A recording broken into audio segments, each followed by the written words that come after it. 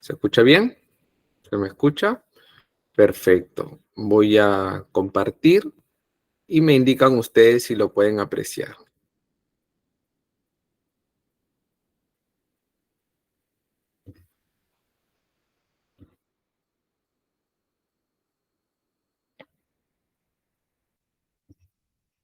Muy bien. ¿Llegan a ver la pantalla? ¿Sí?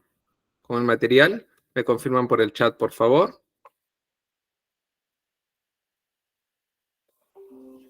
Se ve la pantalla y se escucha bien, ¿no?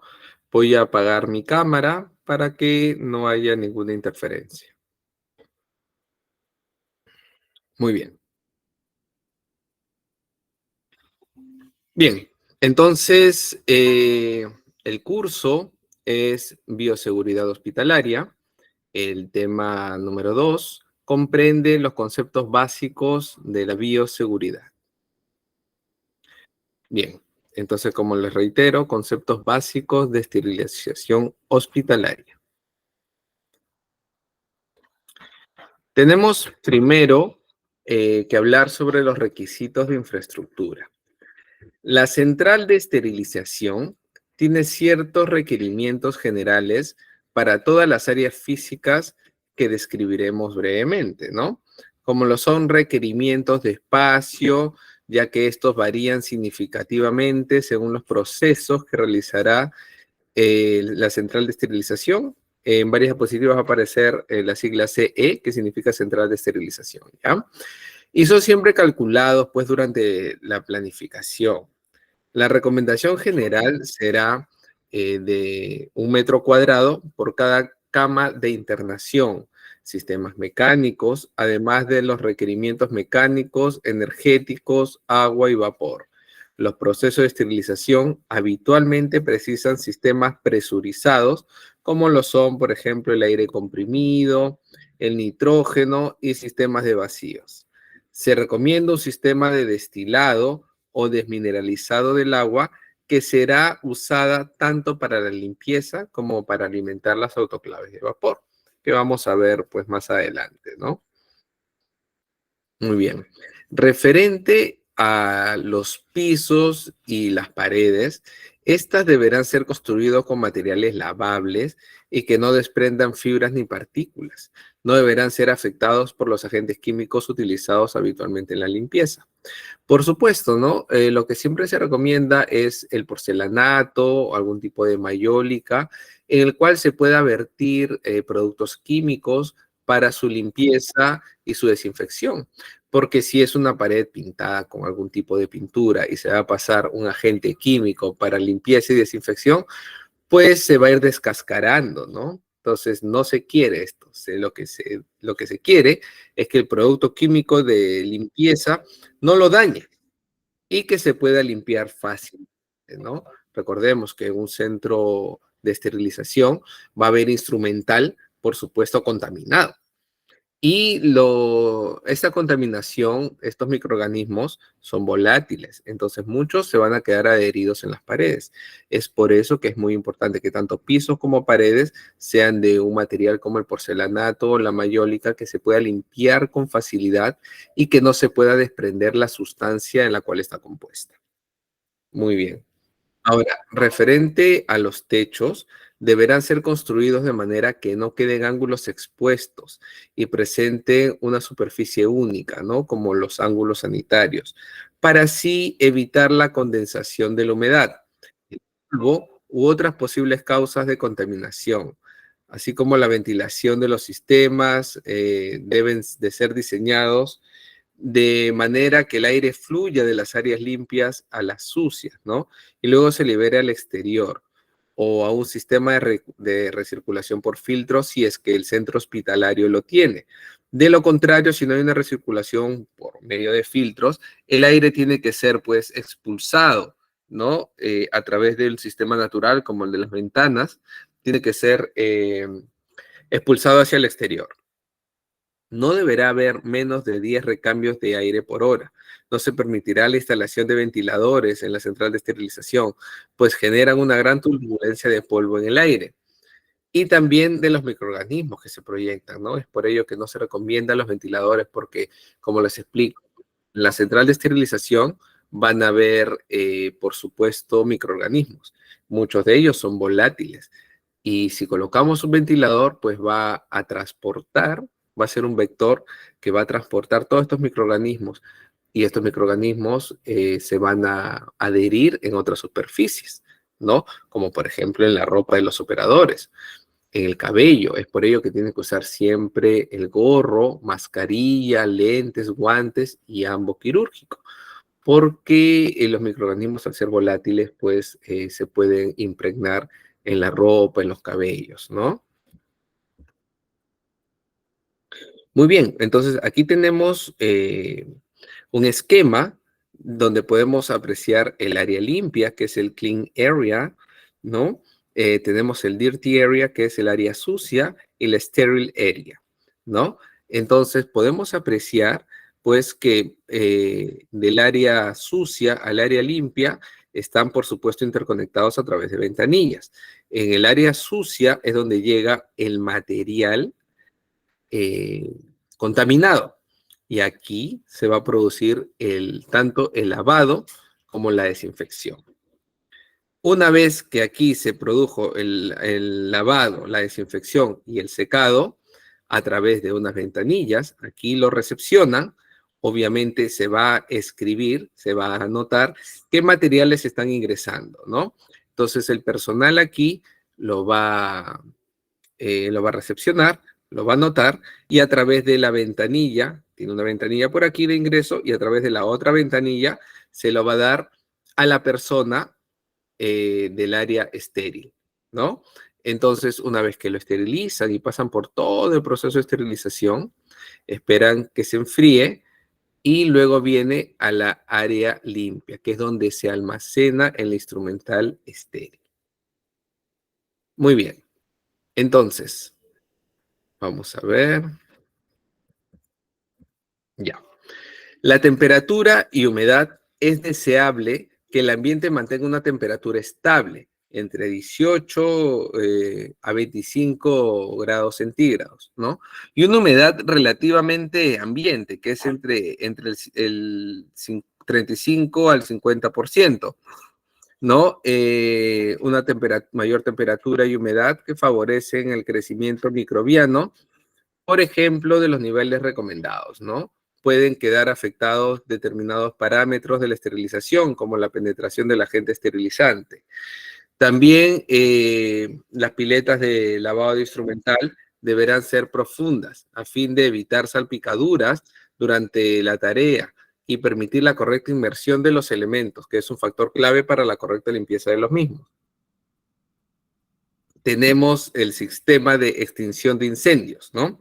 El servicio, por supuesto, deberá disponer en forma visible y accesible al menos 2 matafuegos a base de CO2 o polvo químico ABC. Las áreas físicas de la central de esterilización están divididas en área técnica, que a su vez cuenta con varios espacios, como lo son el área administrativa y el área de apoyo. Cada área está físicamente dividida y cada una debe mantener su integridad. Aquí podemos ver nuevamente otra estructura de otro centro hospitalario, ¿no?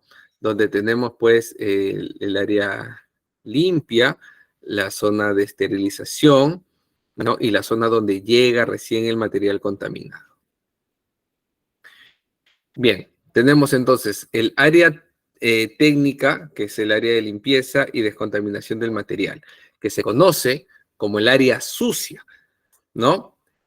En el área de limpieza y descontaminación del material se reduce la carga microbiana y la materia orgánica de los instrumentos y dispositivos médicos que ingresan para su posterior procesamiento. Esta área está separada por una barrera física de las otras áreas de la central de esterilización, ¿no? Como por ejemplo son la preparación, el procesamiento, el depósito. Y debe ser fácilmente accesible desde un corredor exterior. La importancia de la separación física se basa pues en la necesidad de evitar que aerosoles, microgotas y partículas de polvo sean transportadas desde el área sucia a la limpia por las corrientes de aire. dado que en este sector, por el tipo de trabajo que allí se desarrolla, como el cepillado ultrasónico, se genera una gran cantidad de aerosoles.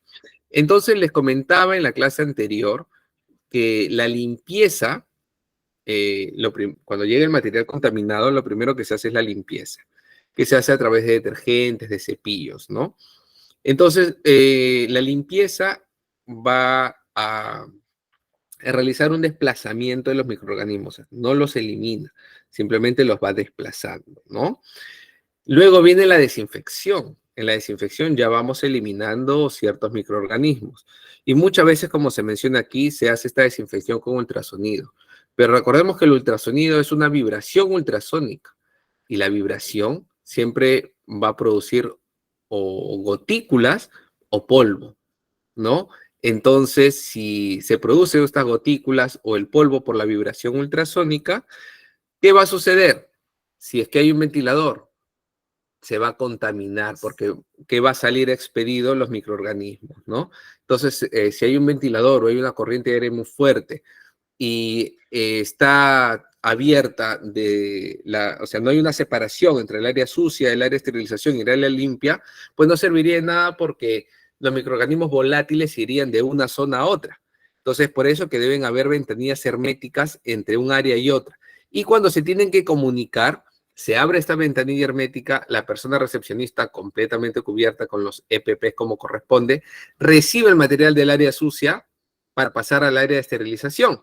Obviamente anotando qué recibe, qué cantidad, qué tipo de esterilización va a requerir, porque puede ser que sea solo a calor seco o puede ser que requiera autoclave, puede ser que esté recibiendo ropa, ¿no? Puede ser que esté recibiendo campos quirúrgicos o instrumental, ¿no? Pero puede ser instrumental de acero quirúrgico, puede ser que esté recibiendo material de vidrio o de plástico. Entonces se clasifica y se determina qué tipo de esterilización se va a realizar. Incluso hay algún instrumental que va a requerir esterilización en frío con glutaraldehído. Entonces ahí se va a determinar según el material y según a qué tipo de microorganismos ha sido expuesto, se va a determinar el tiempo, por ejemplo en el autoclave, el tiempo, la temperatura y la presión atmosférica, ¿no? Entonces, es muy importante la separación física, ¿no? La barrera que hay entre el área sucia, el área de esterilización y el área limpia, ¿no? Los pisos, paredes, techos y superficies de trabajo deberán estar construidos con materiales no porosos.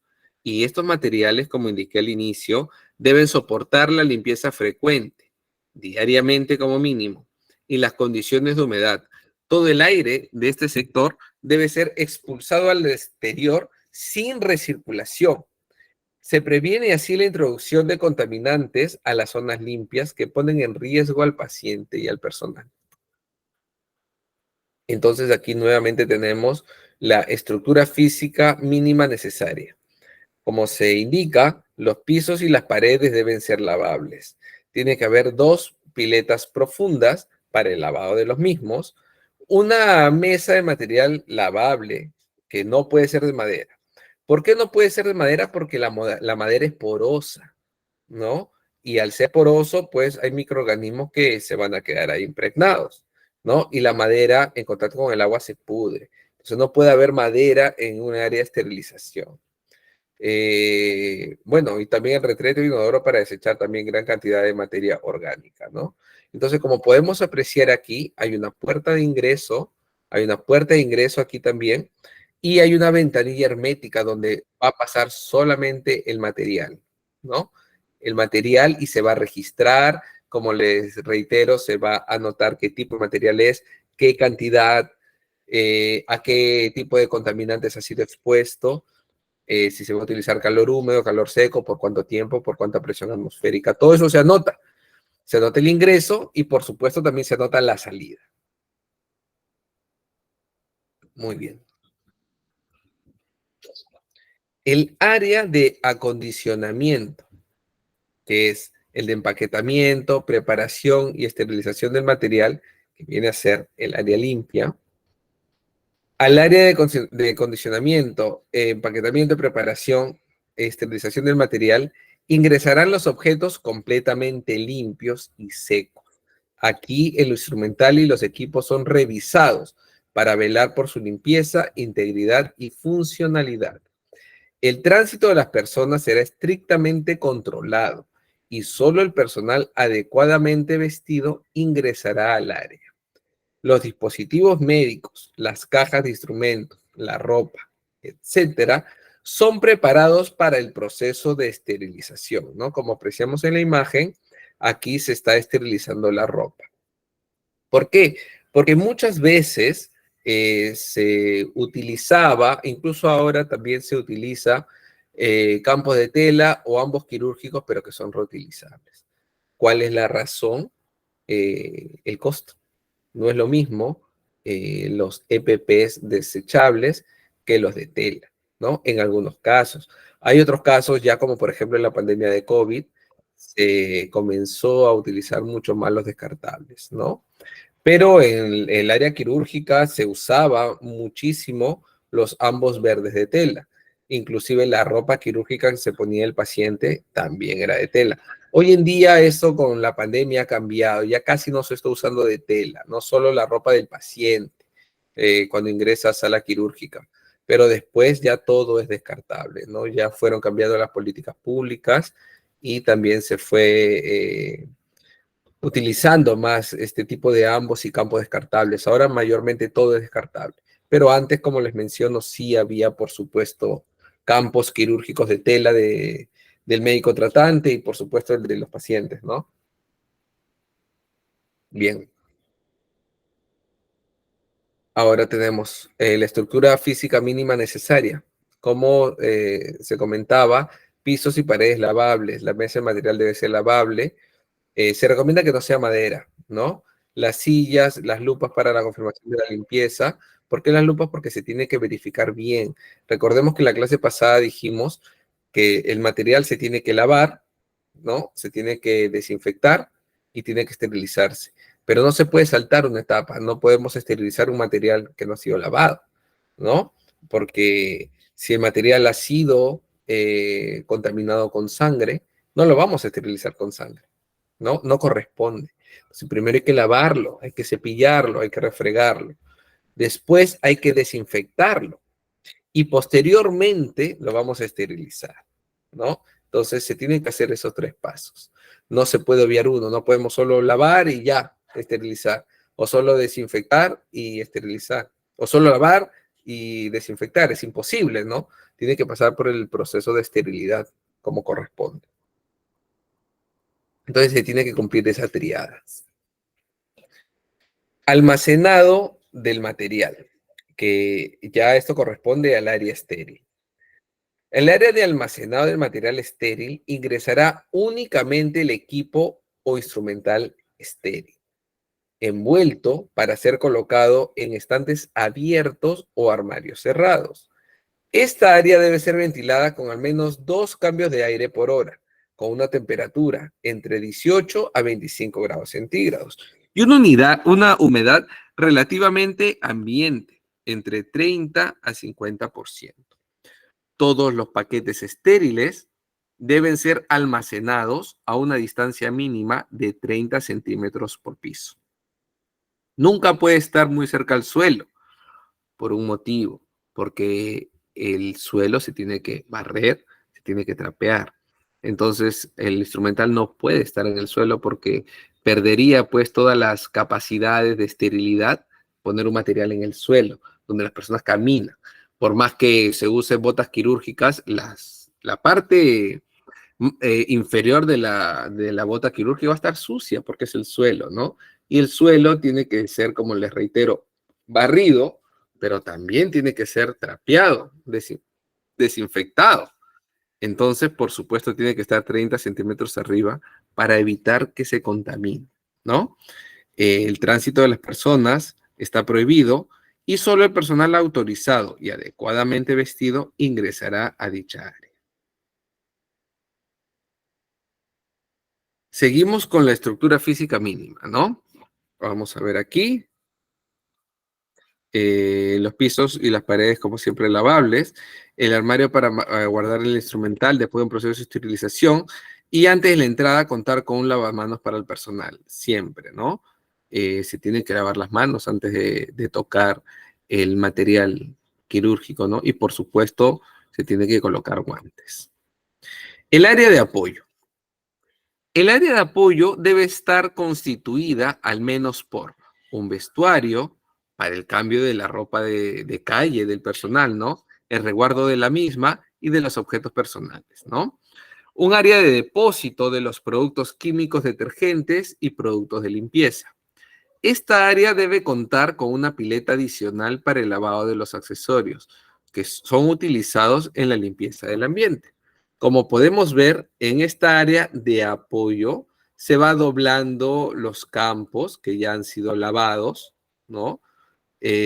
Aquí, pues, la esterilidad no es tan rigurosa, ¿no? Porque están doblándolo, lo pueden hacer, normalmente lo hacen sin guantes, ¿no? Son los campos quirúrgicos, que como les digo, ya han sido lavados y van a ser forrados para recién pasar al área estéril, ¿no? Flujo de material y del personal. Aquí tenemos la responsabilidad, ¿no? Todos los empleados son responsables de mantener y resguardar cada área para la función que les fue asignada, respetando la circulación dentro de las mismas. Ahora, el control de la circulación. El acceso a las áreas técnicas de la central de esterilización debe ser estricto para el personal que trabaja en cada área. Las visitas técnicas de otras áreas o proveedores deben ser recibidas en el área administrativa de la central de esterilización. Para tener acceso al área de procesamiento, toda visita o proveedor deberá vestirse apropiadamente de acuerdo a las normas, como lo son el uso de bata, botas y de gorro. Y también debe estar acompañado de la persona responsable de la central de esterilización. ¿Por qué tiene que estar así? Porque es una norma. Tiene que usar una bata, un ambo quirúrgico, tiene que usar botas y tiene que usar un gorro, ¿no? Porque si no, con la ropa que viene de la calle, no puede estar en el área limpia, no puede estar en el área de esterilización. Podría estar en el área sucia, sí, pero no en las otras. Y también, ¿por qué tiene que estar acompañado de una persona responsable de la central de esterilización? Porque esta persona no conoce pues qué equipo está caliente y se puede quemar, ¿no? Porque recordemos que tanto el autoclave como la esterilizadora de calor en seco trabajan a altas temperaturas, ¿no? Puede manipular, por ejemplo, el glutaraldehído, el cloraldehído, y eso es un producto cáustico, es un producto que le va a quemar la piel. Entonces, por supuesto, tiene que estar bajo la supervisión de una persona responsable de la central de esterilización. Tenemos ahora el personal hospitalario. Solo el personal autorizado tendrá acceso al área de procesamiento y esterilización de materiales, a las áreas limpias y estériles. No podrá entrar ninguna persona ajena al servicio, a menos que dicha persona lo haga con la autorización del jefe de la central de esterilización y esté apropiadamente vestida de acuerdo a las normas, ¿no? Como les decía, con sus botas, su ambo quirúrgico, su gorro, sus lentes y con mascarilla, ¿no? Porque no valdría de nada que tenga su ambo quirúrgico, su gorro y esté sin mascarilla y esté hablando, ¿no? Y pues puede ser portador de algún tipo de enfermedad, ¿no? O que, como en esta época, que tenga COVID. Entonces, se rompería el protocolo de esterilización. El material esterilizado en otra institución. La calidad del producto utilizado dentro de una institución de salud es siempre responsabilidad de la propia institución. La calidad del material esterilizado en otra institución de salud solo puede asegurarse si el envoltorio permanece íntegro, sin manchas ni arrugas. En general, se recomienda que todo el material esterilizado en otra institución de salud sea lavado, acondicionado y esterilizado nuevamente, a menos que se tenga conocimiento y garantía de los controles de los procesos realizados en la otra institución. Por supuesto, ¿no? Muchas veces ocurre que para ciertos procedimientos quirúrgicos un hospital no tiene el material necesario. Entonces este material se trae de otro centro hospitalario. Pero sabemos pues que se va a perder los protocolos de esterilización en el camino, ¿no? Entonces, lo más recomendable es que ese material que viene forrado, por supuesto, ya viene estéril, pero lo más recomendable es volver a lavar, volver a desinfectar y volver a esterilizar para garantizar un proceso de esterilidad como corresponde, ¿no? Porque en el transporte puede haber mucha contaminación o puede ser que él haya estado guardado más de 2 semanas. Y en la clase anterior hablamos que un producto o un instrumental estéril dura 2 semanas, ¿no? Entonces puede ser que haya estado guardado más tiempo, puede ser que se hayan demorado en trasladarlo o que no hayan cumplido con las normas de bioseguridad y esterilización en el traslado. Entonces se va perdiendo. Para evitar esos riesgos, tiene que volver a lavar, desinfectar y esterilizar.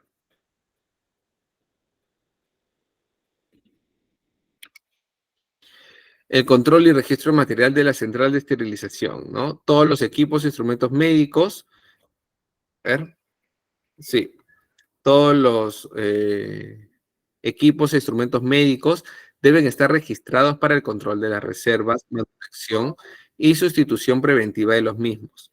Asimismo, el material que entra o sale de la central de esterilización debe ser registrado en relación a los siguientes ítems, como lo son tipo, cantidad de condiciones de conservación, por ejemplo, si tienen manchas, si están oxidados, si hay fallas de funcionamiento, etcétera, ¿no? Todo eso se observa. Las cajas del instrumental quirúrgico deben contener una descripción del contenido para facilitar el trabajo del armado de las cajas en la central de esterilización y deberán ser sometidas a un recuento o reseña en la sala de cirugía, antes y después de cada procedimiento. Aquí podemos ver que el personal pues se encuentra en el fondo, están doblando los campos quirúrgicos y aquí se encuentran organizando el material en el proceso de desinfección, ¿no? Que posteriormente va a pasar al área estéril. Equipo de protección personal.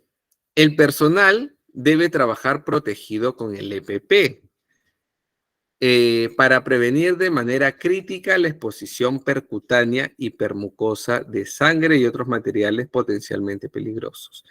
Aquí lo que indica es que, por ejemplo, la percusión percutánea y permucosa quiere decir que a través de la piel es porosa. Entonces, si estamos ante un agente patógeno, puede ingresarnos por la piel. Entonces, por eso que aparte del EPP, el paciente tiene que usar guantes, ¿no? Muchas veces en ciertos hospitales ya el personal no utiliza, ¿no? En una de estas áreas, sea el área de desinfección o en el área de lavado, no utilizan guantes. Entonces, tienen que pensar en que se pueden cortar con el instrumental que muchas veces tiene filo o que la mucosa y también la exposición percutánea de la piel, por supuesto, es porosa y por ahí también pueden entrar microorganismos, ¿no? Entonces tenemos que tener mucho cuidado en ese aspecto. Las prácticas de trabajo seguras. La mecánica apropiada y los controles de ingeniería también mejorarán la seguridad del trabajador. Cada tipo de actividad exige un tipo de protección para ejecutarla. En el área de limpieza y descontaminación del material, es necesario usar el siguiente EPP, como lo son el protector ocular, el protector facial, el gorro, la mascarilla, la ropa exclusiva, el delantal de plástico o el delantal descartable, los guantes de látex gruesos y largos, y también las botas de goma o protectores de calzado impermeables. En el área de acondicionamiento, empaquetamiento, tenemos la preparación y esterilización del material. Los EPP serán divididos por actividades. Primero, para la revisión de la limpieza y acondicionamiento del equipo médico es necesario que el personal cuente con guantes simples de látex, gorros y ropa exclusiva, que es la ropa quirúrgica, ¿no? Como podemos apreciar aquí, el EPP, el ambo quirúrgico. Para los profesionales que trabajan con autoclaves o estufas es necesario guantes de protección térmica, gorro y el EPP, que es la ropa exclusiva. ¿Por qué Para la revisión y limpieza, guantes simples de látex. ¿Y por qué para el autoclave los guantes de protección térmica? Obviamente porque el autoclave está caliente. Entonces tiene que tener unos guantes de protección térmica, ¿no? Porque si no se quemarían los dedos. Para las demás actividades es necesario solamente el gorro y la ropa exclusiva. El lavado de manos es el método más simple y efectivo para detener la diseminación de las infecciones. Siempre retirar anillos y pulseras, porque aparte que se pueden enganchar, esos anillos o pulseras pueden ser portadoras de algunos gérmenes o microorganismos que van a afectar el proceso de esterilidad, ¿no? Las uñas siempre deben estar cortas y sin esmalte. Las mangas de la ropa o de los uniformes también deben ser cortas. Las manos deben lavarse con abundante agua, con jabón común o con una solución alcohólica. Si no están visiblemente sucias, ¿no? O sea, si están sucias, el agua con jabón común, o si ya se lavaron y han tocado algo, solución alcohólica, ¿no? Entonces, se debe hacer siempre al entrar y salir del trabajo, al contactar con material contaminado, aunque se hayan utilizado guantes, ¿no? Antes y después de preparar instrumental, antes y después de comer y beber, antes y después de ir al baño, después de quitarse los guantes y al pasar de un área a otra de la central de esterilización, ¿no? Por supuesto, al entrar del trabajo, porque llegamos de la calle, llegamos probablemente del transporte público, donde se encuentra bastante contaminado. Y al salir del trabajo también, porque en el área de esterilización, en esta central de esterilización, vamos a estar expuestos a muchos microorganismos y no podemos llegar a casa, saludar a los niños con teniendo en cuenta que hemos estado expuestos, ¿no? A tantos gérmenes, a tantos microorganismos. Entonces, al salir de la central de esterilización, nuevamente se tiene que lavar las manos. Por supuesto, se tiene que quitar la ropa que se ha utilizado ahí adentro, ¿no? Y se pone énfasis en lavarse las manos a pesar de haber usado guantes de látex. Muy bien. Aquí, bueno, vemos cómo es el lavado de manos. Como decimos, es como un lavado simple. No es como un lavado quirúrgico, que también vamos a ver en la siguiente clase.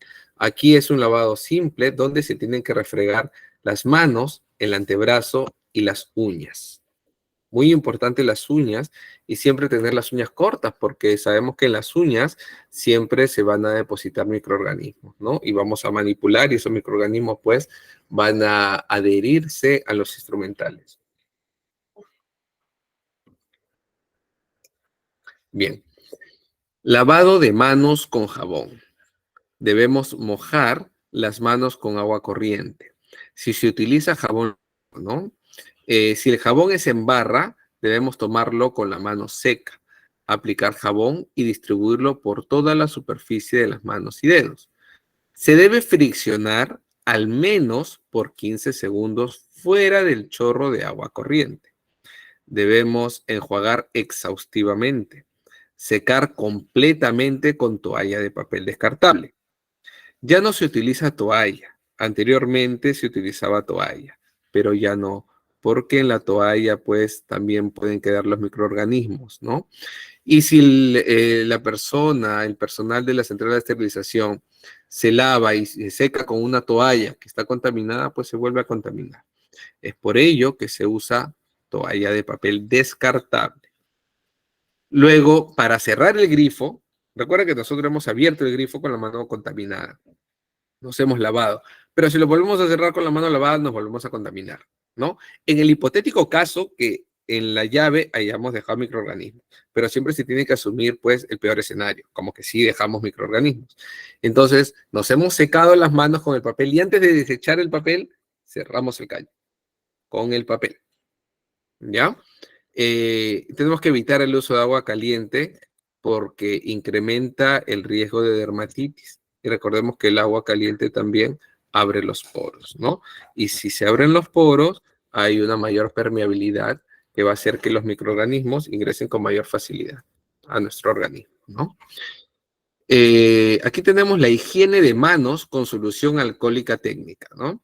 Se debe aplicar una dosis de solución alcohólica que normalmente va a ser alcohol isopropílico o alcohol etílico al 60%, que puede ser también hasta al 70%, ¿no? Distribuirla por toda la superficie de las manos y los dedos. Friccionar hasta que la piel de las manos quede seca. La piel de las manos no debe quedar mojada con alcohol. Si es así, la asepsia no fue efectiva, por ello tiene que quedar seca la mano. En lugares donde no hay fuentes o suministro de agua, las soluciones alcohólicas están indicadas y alcanzan una buena acción antiséptica. A continuación, se presentan 4 formulaciones de soluciones alcohólicas que pueden elegir según la conveniencia y la disponibilidad en los centros de salud. Esto va a ser cuando no hay facilidad al lavado de manos con agua y jabón. Se puede utilizar esta solución alcohólica, ¿no? Por ejemplo, tenemos la formulación de solución alcohólica tipo 1. Tenemos los ingredientes, el etanol, al 96%, que son 833 mililitros. Tenemos el glicerol, al 98%, que son 14.5 mililitros.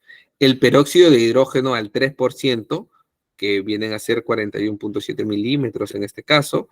Y el agua destilada o hervida, ¿no? De 1000 milímetros, 1000 mililitros. Muy bien. Aquí, vamos a ver. Sí, permítame. Ya. Sí, vamos a ver. Ya. Entonces, la técnica para ese lavado es en un matraz de 1000 ml, vamos a agregar el etanol, el glicerol y el peróxido de hidrógeno. Vamos a completar hasta los 1000 ml con agua destilada o agua hervida, que se ha tenido que enfriar, por supuesto, no va a ser caliente. Agitar el matraz suavemente para mezclar el contenido. Fraccionar. Y con esta formulación se obtienen concentraciones finales de etanol al 80%. La formulación solución alcohólica 2, tenemos en sus ingredientes alcohol isopropílico, una pureza del 99.8%, tenemos glicerol al 98% y tenemos peróxido de hidrógeno al 3%, ¿no? Además de agua destilada o agua hervida enfriada. La técnica también es, en un matraz graduado de 1000 ml, se va a agregar el alcohol isopropílico, el glicerol, el peróxido de hidrógeno y el agua destilada. Se va a agitar el matraz suavemente para mezclar el contenido, fraccionar, y con esta formulación se obtienen concentraciones finales de alcohol isopropílico al 75%. Bien, aquí tenemos utilización de productos para el lavado de manos.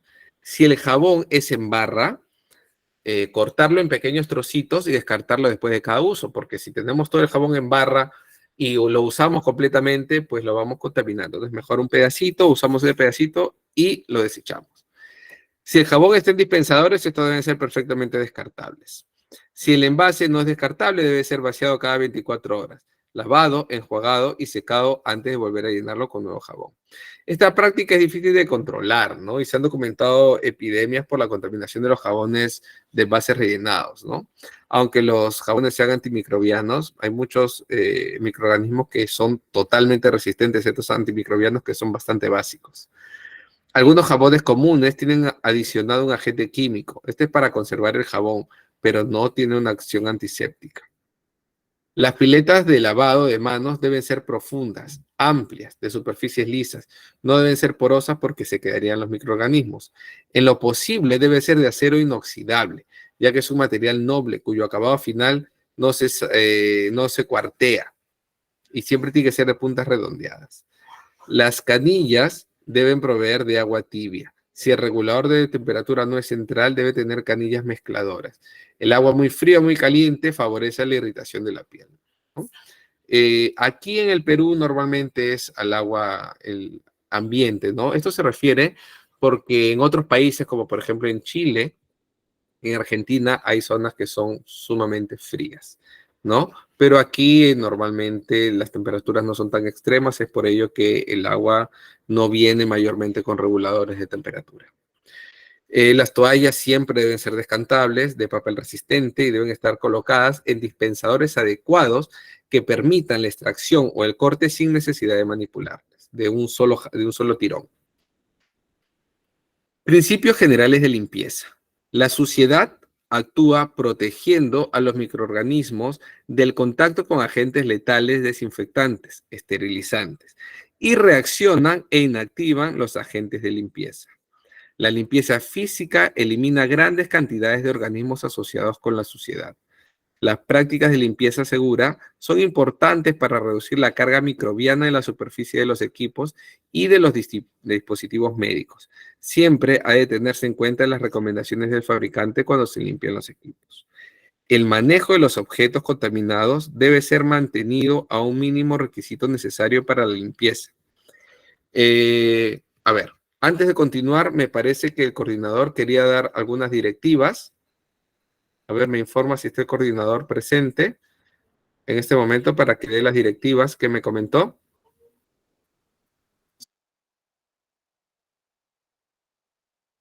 Sí, aquí estoy. No sé si me permite compartir pantalla un momento. Sí, por supuesto, dejo de compartir. Rápidamente.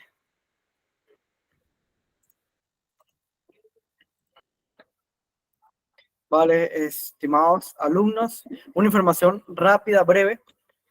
Por favor, tengan mucho cuidado. Hemos recibido reportes de personas que están haciendo uso de nuestro nombre para estafar. La modalidad que usan esta vez es el solicitar un código de SMS para suplantar su cuenta de WhatsApp. En aras de preservar la seguridad y proteger tu información personal, queremos recordarte que TEC nunca solicitará datos sensibles ni códigos personales. Nuestra comunicación se realiza exclusivamente a través de nuestras cuentas oficiales, número oficial y número de coordinadores debidamente identificados con condición de administrador de los grupos de los cursos. Tu privacidad es nuestra prioridad y nos esforzamos por garantizar la integridad de tus datos. Por lo tanto, si recibes alguna solicitud de información confidencial de fuentes no autorizadas, te estamos a ser cautelosos, no compartir dicha información y reportarlo con nosotros. Ok, entonces, estén muy atentos, estimados alumnos. Han habido personas malintencionadas con la idea de estafar usando el nombre de ITEC, haciéndose pasar por coordinadores, por docentes. Entonces, no vayan a caer en esto. Recuerden que tienen los números de los coordinadores en los grupos de WhatsApp, así que verifiquen allí en los grupos de WhatsApp cuando le escriba tal coordinador si realmente lo es. Y si les escribe un coordinador ajeno a los grupos que están, escríbanle al coordinador, a su coordinador de esos cursos para poder verificar bien. Esta era toda la información.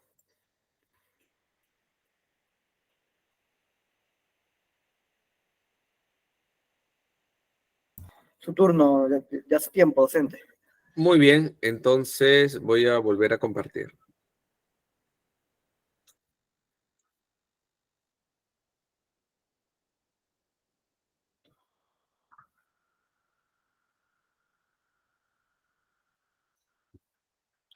¿Se ve la pantalla que estoy compartiendo? Me indican por favor en el chat si se logra apreciar. ¿Sí? Perfecto, entonces vamos a continuar, ¿ya? Muy bien. Sí, muy bien. A ver, aquí ya. Muy bien, entonces tenemos aquí los factores involucrados en la acción de limpiar, que son la energía química, que es el detergente, la energía térmica, que es justamente la temperatura, y la energía mecánica, que es la fricción. Ahora vamos a hablar del agua. El agua, que contiene minerales disueltos como el calcio, el cloro, el magnesio y el fosfato, se denomina agua dura. Al hervir este tipo de agua, los minerales mencionados se depositarán en el interior del recipiente lavador o esterilizador, formando una capa denominada sarro o caliche. El agua que no contiene minerales o solo posee una pequeña cantidad de ellos se denomina agua blanda. El agua blanda y en especial el agua desmineralizada o destilada No causa depósitos de calcio y es recomendada para la limpieza de materiales. La identificación de la calidad del agua ablandada se puede realizar midiendo el pH, que debe ser neutro, y realizando un estudio químico para medir el grado de las sales minerales y fosfatos. La elección del tipo de agua es muy importante para determinar el tipo de lavado. Por el alto costo de mantenimiento del tratamiento del agua, el agua blanda debe ser utilizada en el proceso de limpieza solamente en el último enjuague del material, para garantizar que todos los residuos de sal se hayan retirado, evitando que el material se dañe. Tenemos ahora los productos limpiadores. No hay un único agente limpiador que remueva todo tipo de suciedad. La suciedad incluye una variedad de ingredientes solubles en agua, insolubles en agua, ya sean orgánicos e inorgánicos. Un producto limpiador debe realizar las siguientes tareas. Primero, emulsificación de las grasas, que es el proceso en el cual las grasas son suspendidas en el agua. Saponificación de las grasas. Es el proceso en el cual las grasas son hechas solubles en agua. Sufractación es el proceso en el cual la tensión superficial del agua es reducida para permitir mayor penetración en la suciedad. Dispersión o deflucuación es la ruptura de los agregados de suciedad en pequeñas partículas. Suspensión es el proceso de mantener las partículas insolubles suspendidas en el agua. Y peptización es la ruptura de las proteínas. Tenemos aquí el ablandamiento del agua. Es la remoción de los iones de calcio y magnesios manteniéndolos insolubles, usando agentes inorgánicos, ¿no? Que es la secuestración, o agentes orgánicos, que se conoce como quelación. Estos agentes a veces deben ser añadidos al producto, ¿no? Y de esta manera vamos a producir el ablandamiento del agua. Ya no van a haber esa calcificación, ¿no? Ya no se encontrará ese magnesio en la zona inferior. Muy bien, ahora tenemos el detergente. Es un limpiador compuesto de un agente que disminuye la tensión superficial, un agente de limpieza que es el principio activo y un agente quelante o secuestrante. Las consideraciones a elegir en un detergente van a ser las siguientes. Seguir las recomendaciones del fabricante para el tipo de suciedad contra la cual el detergente es efectivo. Seguir las recomendaciones del fabricante del equipo o instrumento a ser limpiado. Si se usa un limpiador mecánico, por ejemplo, ultrasónico, se deben seguir las recomendaciones para el uso de dicho equipo. Debemos tener en cuenta el grado de dureza del agua, quiere decir cuánta cantidad de calcio y magnesio tiene el agua, porque el agua no es la misma en Lima que en provincia, ¿no? No es lo mismo en Arequipa, por ejemplo, hay una zona donde el agua es un poco más dura, ¿no? Entonces se tiene que hacer este ablandamiento del agua con mayor énfasis. Pasos en el proceso de limpieza de los materiales. Primero es la recepción de los mismos, la clasificación, el prelavado o remojo, el lavado manual, la limpieza mecánica, si en caso se tiene acceso, el enjuague con agua, el enjuague con alcohol, el secado y la lubricación. En la recepción, esta recepción se va a realizar en la zona sucia, que se conoce también como zona de descontaminación o zona roja. ¿Por qué tiene estos nombres? Sucia, descontaminación o zona roja. Porque los instrumentales van a llegar con los microorganismos que en teoría son microorganismos patógenos, ¿no? Entonces se le tiene que tratar como tal. Son microorganismos que van a producir algún tipo de afección, algún tipo de enfermedad. Entonces se les tiene que tratar como tal. También ahí se va a realizar la limpieza del material, ¿no? A través de una ventana de paso se recibirán los materiales e instrumentales que deben ser verificados en número, estado, procedencia y que deberán anotarse en el registro respectivo. Se registrará su ingreso manualmente en cuadernos o planillas o por medio de sistemas computarizados.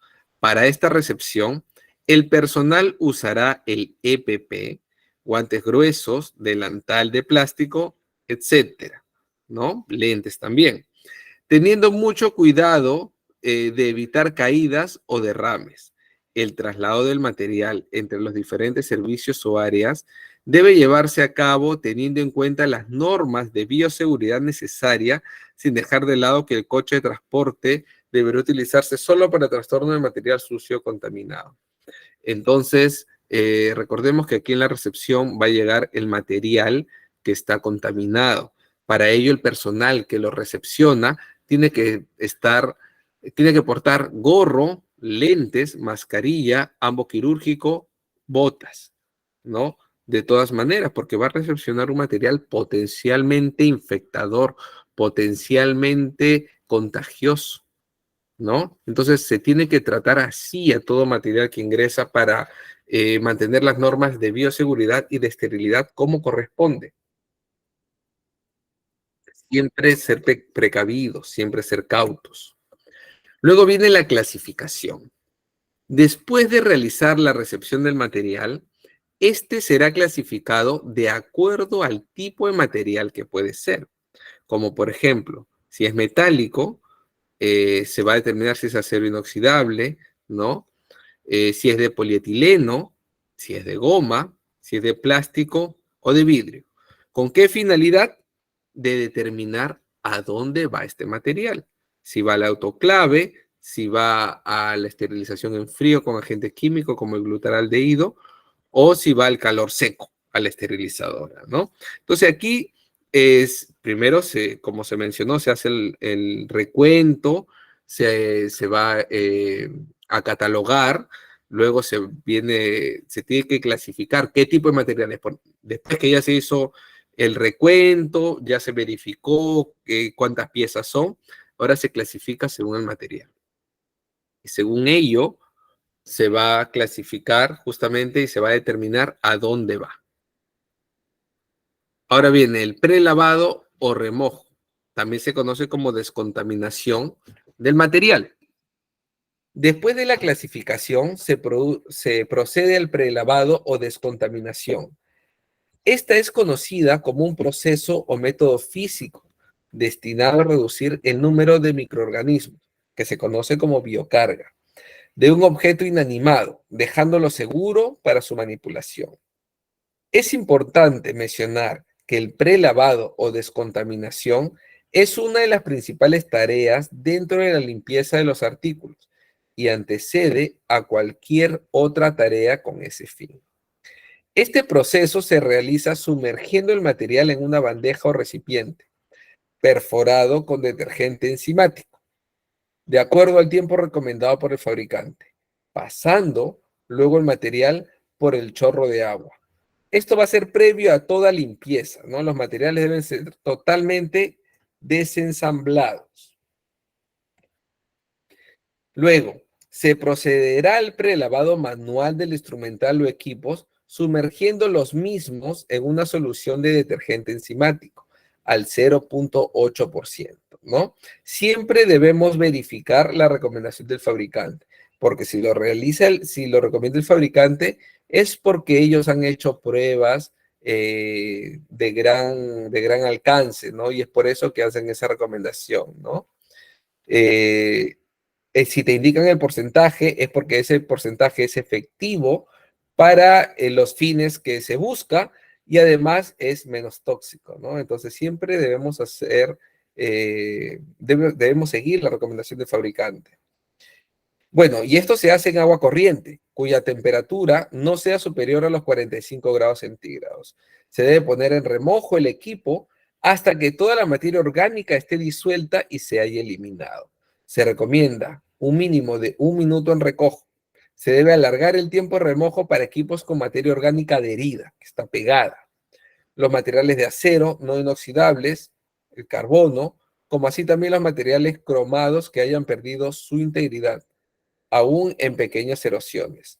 No deben estar expuestos al detergente enzimático más de 5 minutos para prevenir la corrosión.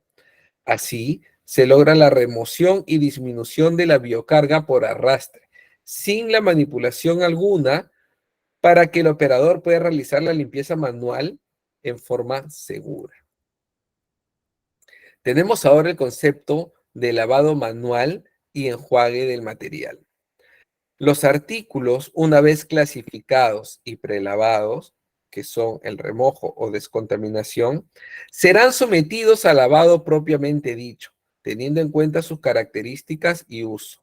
Se debe verter una solución de detergente enzimático diluido, según la recomendación del fabricante, a través de todos los canales, y esto se debe hacer con un cepillo de cerdas blandas, no de metal, o con paño suave y agua temperada que va a oscilar entre los 40 a 50 grados centígrados. Se limpiará mecánicamente toda la superficie de los dispositivos médicos. El cepillado debe realizarse debajo del nivel del agua. Si se realiza fuera del nivel del agua, creará aerosoles que contienen microorganismos peligrosos para el operador. Después que la suciedad gruesa es removida, puede ser usado un limpiador ultrasónico para limpiar los lugares difíciles de alcanzar en un instrumento. Si no se cuenta con un limpiador ultrasónico, se tratará de llegar a los lugares más inaccesibles con diferentes medidas de cepillo. Aquí tenemos una imagen donde un personal está lavando el instrumental, ¿no? Es el primer paso, recordemos el lavado, ¿no? Luego se tiene que secar y luego pasa a la descontaminación, ¿no? Nunca se deben frotar las superficies con polvos limpiadores domésticos, abrasivos, lana de acero, esponja de metal, cepillos de alambre, etcétera, ya que estos rayan y dañan los metales y aumentan las probabilidades de corrosión de los mismos. No se debe salpicar el ambiente físico u otras personas mientras se realice el lavado, ¿no? Se llega al enjuague solo cuando se cuenta con la seguridad de haber removido absolutamente toda la suciedad. Enjuagar el dispositivo médico enérgicamente con agua corriente potable, aspirando el agua a través de todos los canales para quitar posibles rastros de detergente enzimático. Realizar el último enjuague del material con agua blanda para garantizar que todos los residuos de sal fueron quitados, evitando que el material se dañe. Entonces, por eso aquí se pone énfasis a que no se debe usar, pues, instrumental, insumos abrasivos para preservar la vida útil del instrumental. Recordemos que en los centros hospitalarios se compra un instrumental para que dure determinado tiempo y estos agentes abrasivos van a reducir significativamente la vida útil, ¿no? Entonces, y hasta que se vuelva a comprar otro lote, no es tan fácil, no es tan sencillo como decir, falta cierta cantidad y se compra.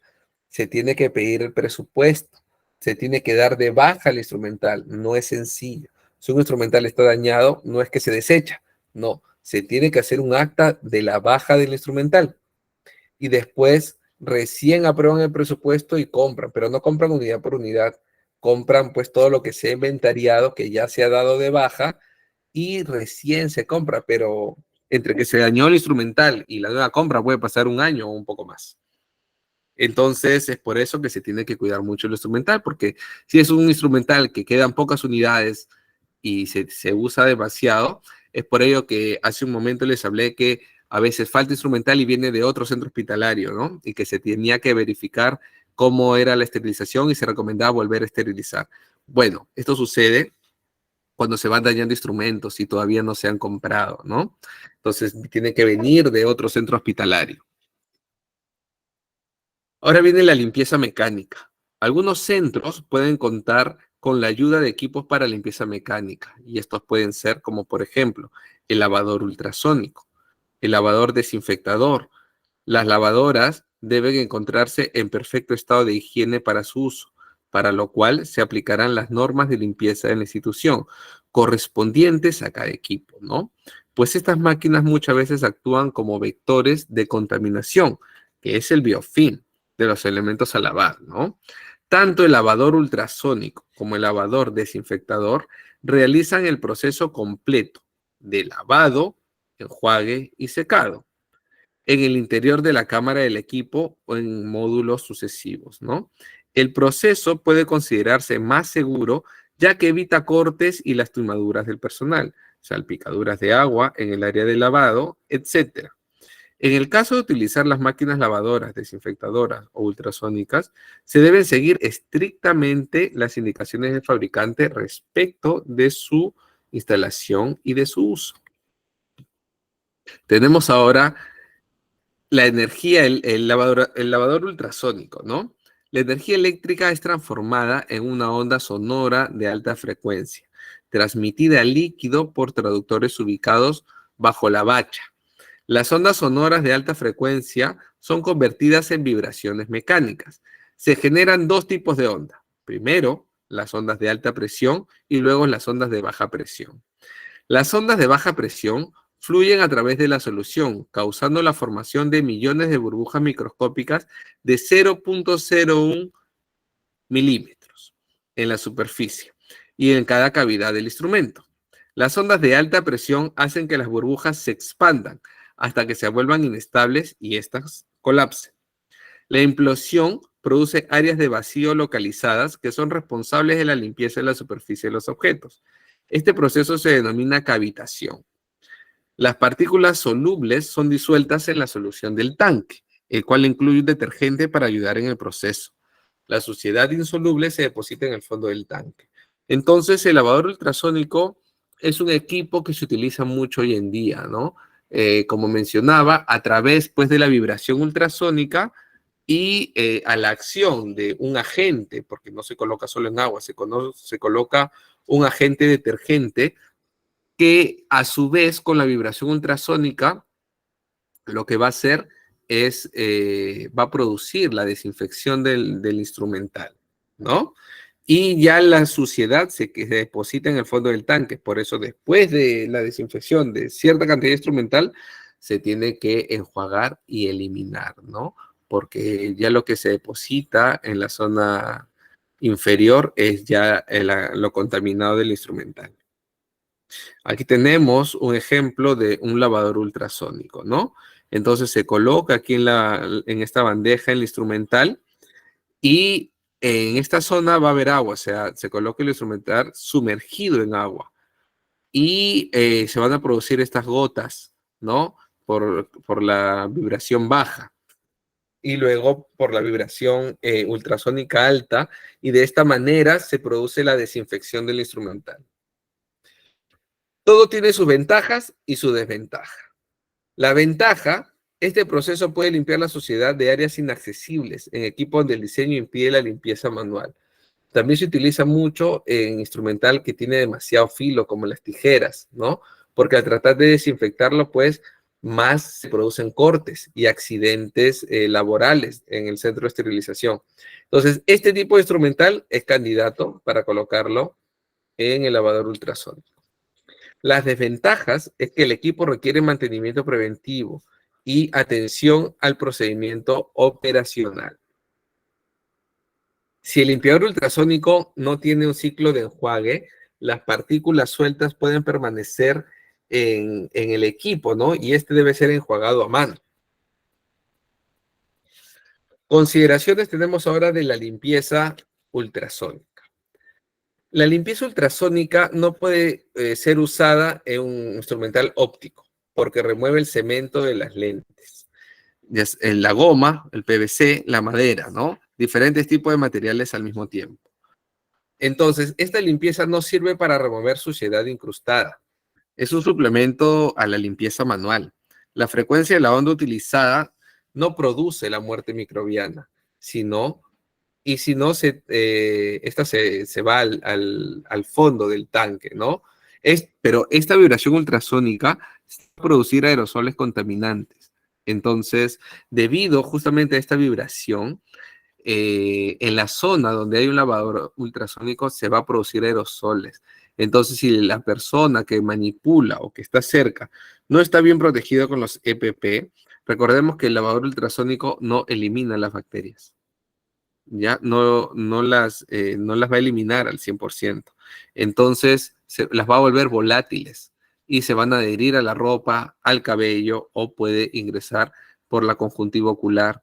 Y al ingresar por la conjuntiva ocular, esta conjuntiva es muy vascularizada y va a pasar rápidamente el torrente sanguíneo, ¿no? Si no tiene mascarilla, pues lo va a aspirar, lo va a respirar y va a ingresar a las vías respiratorias con mucha facilidad. Entonces, es por eso que en esta área de desinfección de la central de esterilización, las personas tienen que tener los EPP todo el tiempo colocados, ¿no? Como mecanismo de precaución y como norma de esterilidad.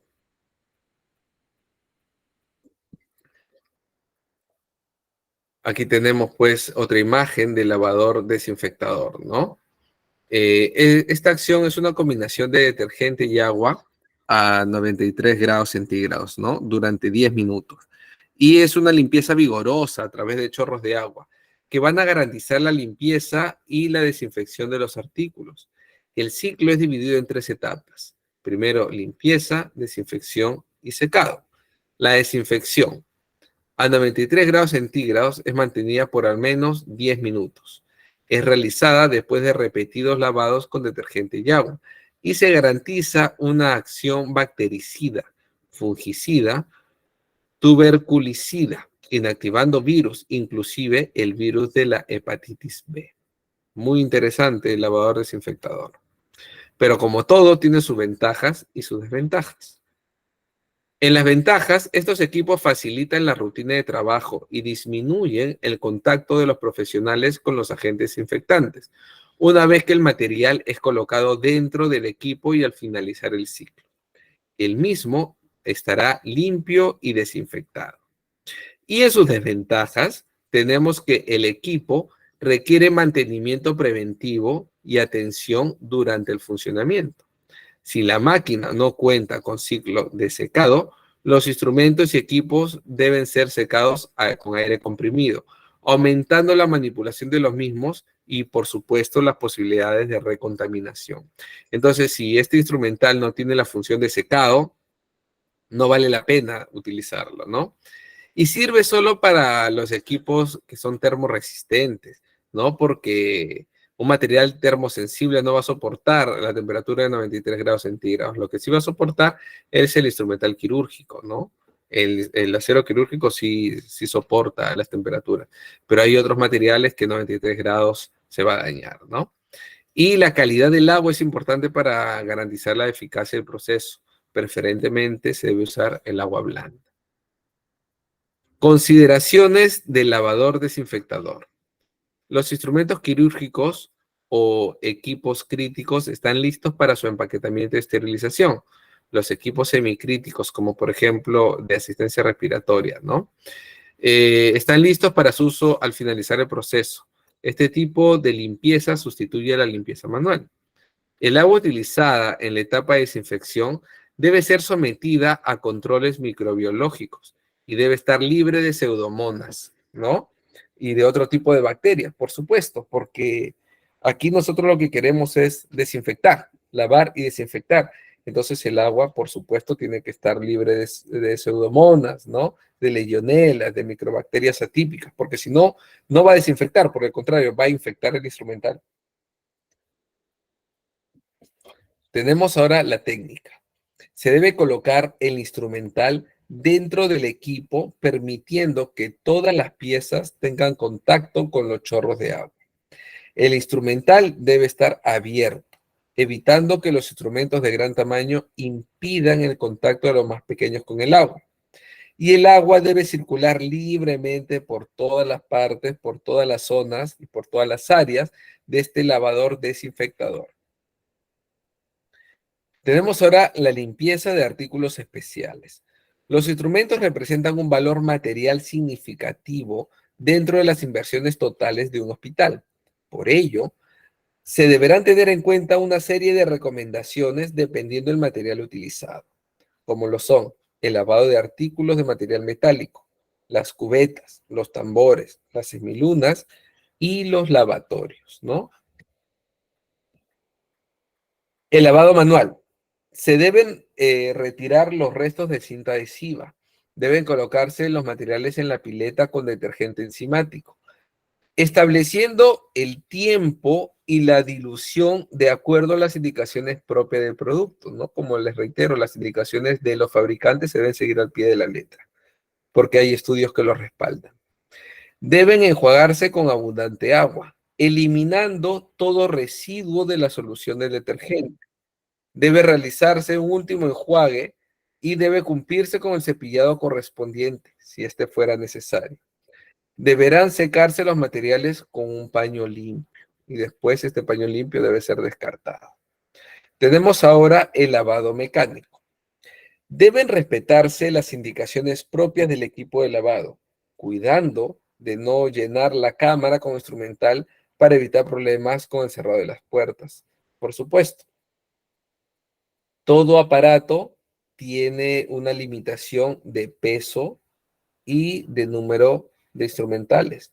Entonces se tiene que respetar, ¿no? Porque si no, lo que va a producir es que no se produzca un lavado como corresponde, ¿no? Tenemos aquí lavado del instrumental quirúrgico, como son pinzas, tijeras, etcétera, ¿no? Todo tipo de material quirúrgico. Antes de proceder al lavado, hay que revisar minuciosamente el instrumental recepcionado, de acuerdo a la descripción del mismo, como lo son número de piezas y estado de conservación de las mismas. Es necesario abrir las pinzas y desarmarlas si es que fuera necesario. Debe colocarse el instrumental ordenadamente, comenzando por el más pesado al fondo del recipiente, ¿no? Por supuesto, lo más grande y más pesado va al fondo. Entonces, ¿pero qué sucede cuando se cepillan las tijeras? Hay mucha incidencia de accidente, de corte. Lo mismo sucede con instrumental que tiene un filo, pues, bastante obtuso. Entonces, en estos casos se recomienda utilizar el lavador ultrasónico para evitar, pues, algún tipo de lesión en el personal, pero no solo la lesión, sino también la contaminación o la infección por algún microorganismo que se pueda encontrar en ese instrumental. Entonces, siempre se tiene que trabajar con la prevención. Es mejor ser precavido, es mejor ser preventivo. Entonces, si el material es muy filudo, evitar su manipulación, evitar el lavado manual e introducirlo en el lavador ultrasónico. Ahora, con eso no quiere decir que todo el material va a pasar al lavador ultrasónico.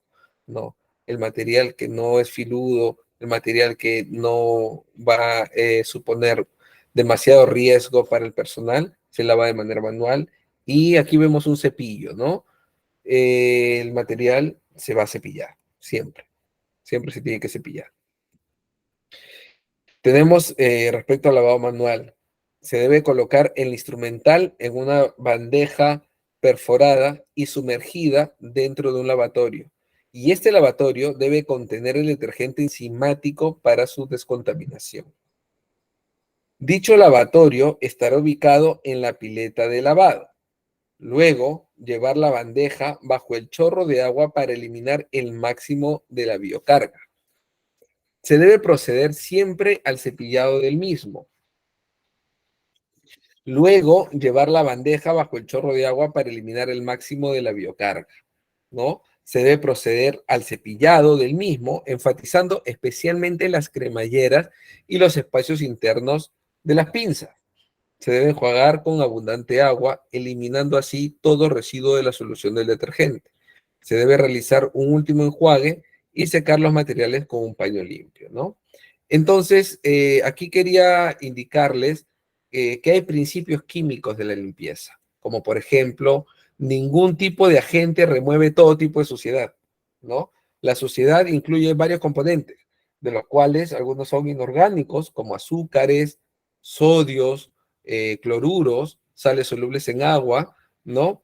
Y también hay componentes orgánicos, que son insolubles, como las proteínas y las grasas, ¿no? Los productos para el lavado tienen diferentes propiedades químicas y estas propiedades químicas van a condicionar su eficiencia, ¿no? Entonces, cuando se realice el lavado del material, tenemos que tener en cuenta que es uno de los pasos más importantes en el proceso de limpieza. Para garantizar su eficacia debe cumplirse los siguientes pasos, como hemos mencionado, la descontaminación en prelavado, el lavado, el secado y la lubricación del material, ¿no?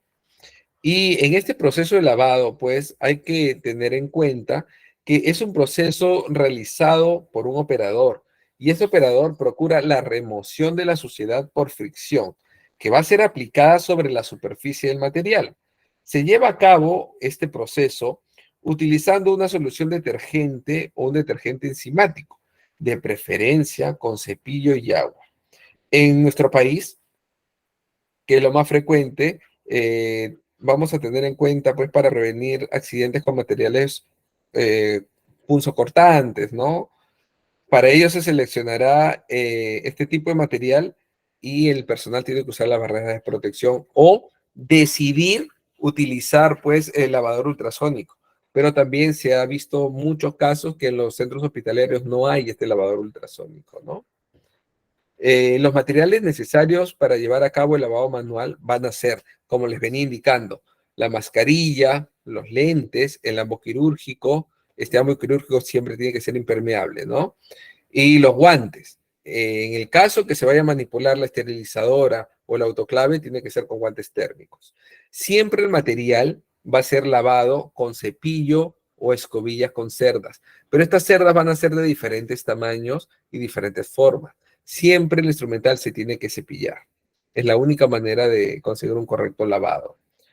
Las bandejas tienen que ser perforadas o fenestradas. Se preguntarán por qué. Porque el agua tiene que ir cayendo. Entonces se coloca el instrumental como si fuera en un colador para que el agua sucia vaya cayendo. Entonces, de esa manera, por eso se indica que las bandejas tienen que ser perforadas o fenestradas. Se utiliza también un detergente enzimático. Ahora les quería también comentar sobre el lavado. Estamos hablando del lavado manual. Y ahora vamos a hablar sobre el lavado mecánico, ¿no? Se colocarán las bandejas perforadas o fenestradas en el lavador desinfectador del instrumental y se prenderá el ciclo automático. Este ciclo varía de acuerdo a cada marca de equipo. Una vez terminado el periodo de lavado manual o mecánico, el instrumental será colocado en la mesa de secado. Luego será llevado por la ventana de paso hacia la zona limpia o zona azul para su preparación, acondicionamiento y empaque. Recordemos que donde se hace el lavado se denomina zona limpia azul y donde se recepcionaba el material era la zona roja, ¿no? Entonces, este lavado mecánico es un procedimiento automatizado que se utiliza para lograr la remoción de la suciedad por medio de lavadoras físicas, ¿no? De acción física, de acción química y de acción térmica. En los procesos de lavado mecánico o automático, el resultado depende de la eficiencia del equipo y de su manejo, la evaluación y también la certificación de este proceso, ¿no? Porque tienen que estar, pues, basados en parámetros. Los siguientes equipos que se utilizan para el lavado mecánico son las lavadoras descontaminadoras, las lavadoras esterilizadoras, las lavadoras ultrasónicas y las lavadoras descontaminadoras del tipo B, que actúan removiendo la materia orgánica en forma mecánica por arrastre, ¿no? Produciendo la agitación del agua. Y esta se produce en forma regulada. La limpieza es realizada primero durante el lavado manual, ¿no? Donde se recomienda contar con todos los insumos necesarios, como lo son el detergente enzimático, las bandejas y todo lo que venimos hablando, ¿no? Luego vamos a ver aquí el lavado del material de vidrio, como lo son los frascos, hay algunas jeringas, ¿no? En este caso, el lavado es manual, se debe sumergir el material en una solución con detergente enzimático. Se debe tener en cuenta que limpiar el interior del frasco debería usarse un cepillo que va a ser usado, por ejemplo, con los biberones o hisopos de acuerdo al tamaño requerido, ¿no? Como podemos apreciar en la imagen. Siempre se tiene que cepillar, entonces hay cepillos de distintos tipos, tamaños y cerdas de todo tipo también, según para qué instrumental son utilizados, ¿no? Cuáles van a limpiar. Luego deben secarlo por fuera con un paño y jamás secar con paños en el interior, ¿no? Porque van a quedar cuerpos extraños. Preparación y empaque de los materiales. Todo artículo para ser esterilizado, almacenado y transportado debe estar acondicionado en empaques seleccionados a fin de garantizar las condiciones de esterilidad del material procesado. El empaque debe ser seleccionado de acuerdo al método de esterilización y al artículo a ser preparado. Todo paquete debe presentar un control de exposición, una identificación o rotulado del contenido, servicio, lote, caducidad e iniciales del operador. Tenemos ahora preparación de materiales. Tenemos envoltorios y métodos. Los artículos, una vez procesados en la zona roja, que como les mencionaba, es la zona contaminada o sucia, serán llevados a través de la ventana de paso a la zona azul o zona limpia, de acuerdo a la condición y al uso para su preparación. Esta etapa comprende la inspección y verificación de los artículos, la selección del empaque, el empaque propiamente dicho, el sellado, la identificación del empaque y la evaluación del mismo. Luego se procede a realizar la inspección y verificación de los artículos y se deberá proceder a la etapa de preparación para detectar fallas del proceso de limpieza, así como las condiciones de integridad y funcionalidad de los artículos. Para cumplir con esta actividad y evitar que los materiales se contaminen, garantizando que ellos estén en perfectas condiciones de uso. El personal deberá usar gorro, guantes de látex, tener una buena iluminación ambiental, disponer de lubricantes y disponer de una lupa.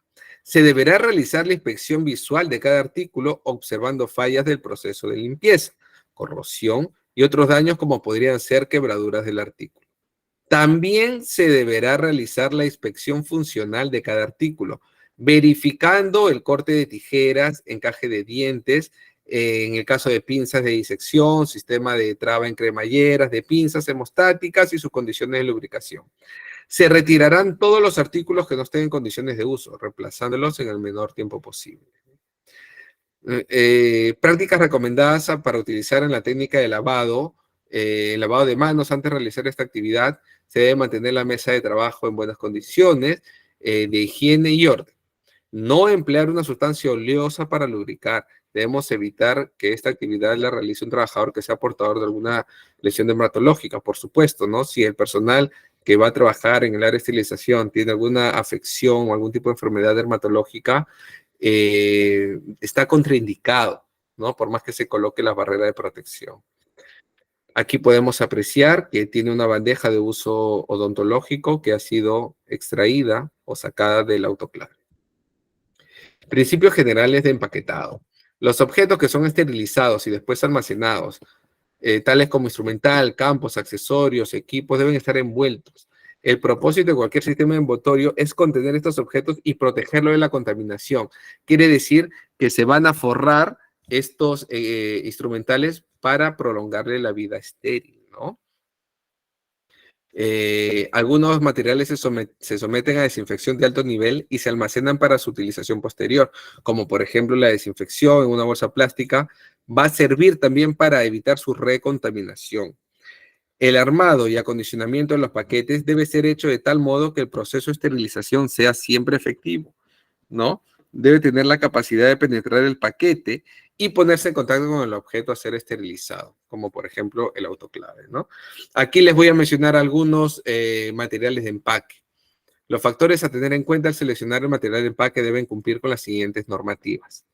Debe ser adecuado para el método de esterilización, debe ser una barrera biológica confiable, ser durable, ser eficiente al usar, ser a prueba de integridad, debe ser resistente a la abrasión, tiene que ser repelente al agua, no puede ser hidrofílico, debe ser resistente a los líquidos, debe ser fácil de abrir, ser flexible, estar libre de perforaciones, estar libre de toxinas o colorantes, no debe reaccionar al agente esterilizante, debe ser permeable al agente esterilizante y que no reaccione con el material que se empaquetará, ¿no? No debe tampoco expedir ningún tipo de olor. Aquí tenemos un cuadro del acondicionado de materiales para esterilizar, ¿no? La ropa, las condiciones no debe estar comprimida. En los equipos de ropa se colocará arriba lo que se use primero, ¿no? Luego, por ejemplo, las jeringas de vidrio, tienen que estar separadas la camisa del émbolo, ¿no? Por ejemplo, en el caso de los tubos de ensayos, cuando se esterilizan con calor húmedo, se debe usar un tapón de gasa, un capuchón de papel, En el caso de las gasas, para la cirugía, la gasa se tiene que colocar en un tambor de gasa y no se va a colocar 1 hora. La gasa se coloca solamente 15 minutos a 100 grados, no a 180 grados, no a 150 grados, siempre a 100 grados, porque si se coloca más tiempo, la gasa va a tornarse de un color marrón y cuando se utiliza va a despedir como unos pelitos, ¿no? Entonces, no es apropiado en el acto quirúrgico, ¿no? Y pierde su capacidad de adherencia. Recordemos que la gasa nos sirve pues para la hemostasia, ¿no? Y si se esteriliza a mucho tiempo y ya se coloca de color marrón, perdiendo sus propiedades, pero justo esta propiedad, ¿no? Es para producir la hemostasia, ¿no? Tenemos aquí los elementos usados para el empaque de material, ¿no? Como son la cinta adhesiva, la gasa. Aquí mayormente se va a poner énfasis a la cinta adhesiva o a lo que se conoce pues como la cinta testigo, ¿no? Y aquí podemos apreciar que hay un cajón con el material estéril, empaquetado, ¿no? Este cajón va a estar cerrado, pero si se abre no se va a contaminar porque este empaquetamiento evita la recontaminación, la reinfección, pero este empaquetamiento se utiliza solamente con el autoclave. Esto no se puede utilizar con el calor en seco porque se derretiría, ¿no? En cambio, en el autoclave sí se utiliza. Muy bien, alumnos, entonces esto ha sido todo por la clase de hoy. Voy a despedirme del aula porque al parecer el coordinador, bueno, el coordinador me pidió que yo despide el aula, así que han sido un buen grupo, han estado Doctor.